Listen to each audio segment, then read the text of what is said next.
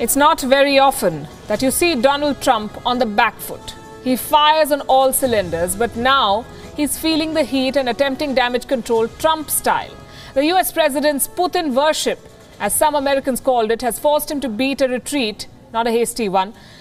The aggressive Donald Trump, known to brazen out the most adverse situations, was mellow by his standards today. 24 hours after he backed Putin, Trump clarified to exorcise the ghosts of Helsinki. In his defense, he said he misspoke in Europe. Listen in. You had a clip of an answer. People came to me, Dan Coates came to me, and some others. They said they think it's Russia. I have President Putin. He just said it's not Russia. I will say this. I don't see any reason why it would be, but I really do want to see the server. In a key sentence in my remarks, I said the word would instead of wouldn't.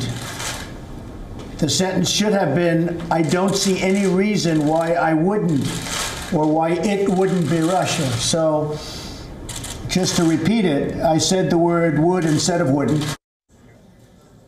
In any event, a rather complicated sentence and a complicated situation. America had left him virtually no choice but to do a U-turn or clarify.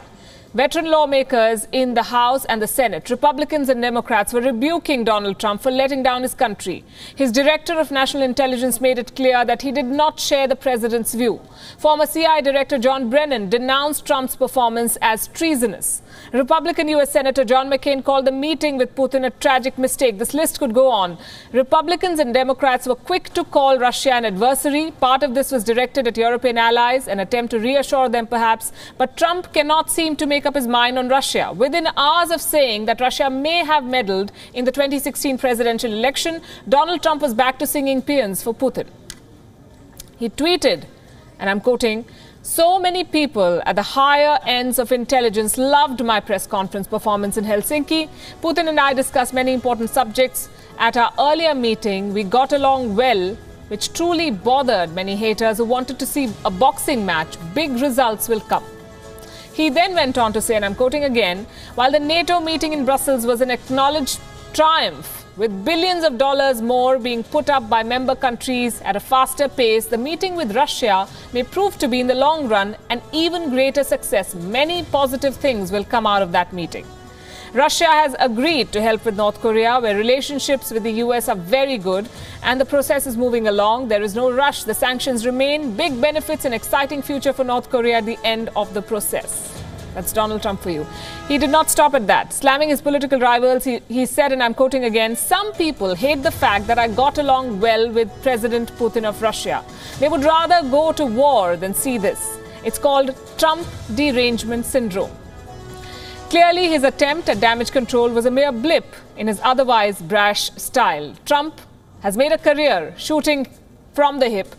In fact, he doesn't mince his words and often lands in controversy. In his 16 months of presidency, Donald Trump has made several gaffes and on most occasions showed defiance, but his Russia praise proved to be the proverbial last straw, even for his traditional supporters. Here's a quick look at how America lost its cool with its president. A clean chit. I have President Putin. He just said it's not Russia. I will say this. I don't see any reason why it would be. A volte-face. The sentence should have been, I don't see any reason why it wouldn't be Russia. And back to admiration. Donald Trump's Russian roulette has left everyone baffled. His demeanor at the news conference in Helsinki portrayed him as playing second fiddle to Putin. That's what most Americans thought. Not only were lawmakers peeved, average Americans too were angry at Trump. Protests greeted the US president as he entered the White House after his Helsinki visit. Trump's clean chit to Putin on allegations of meddling in America's election didn't go down too well even with his traditional supporters in the media. A news channel that is often considered as friendly to the president, one that is known to heap praises on him, was also lashing out, saying that Trump should have defended his country. Newspapers were replete with editorial cartoons and unforgiving headlines. And if his first comments made it to the front page, his damage control too was splashed in the headlines. It only took moments for memes to flood Twitter after Donald Trump backtracked on alleged Russian meddling. The hashtag would or wouldn't was trending. Trump's defense of having used the word would instead of wouldn't was being mocked. Dictionary.com took on the US president in its own style. They went on to explain the meaning of the terms used by Trump during his news conference. On Monday, they also tweeted the meaning of the word traitor after the American media branded Trump thus. While American journalists worked overtime to question Trump, in Russia, news organizations were gloating about Putin's masterstroke. Russian media claimed that the attempts to isolate their country by the West had failed, all thanks to their president. For decades now, summits between the United States and Russia have attracted the kind of attention that other political events have failed to. But Trump's Helsinki meeting with Putin might go down in history for all the wrong reasons. Bureau Report, WION.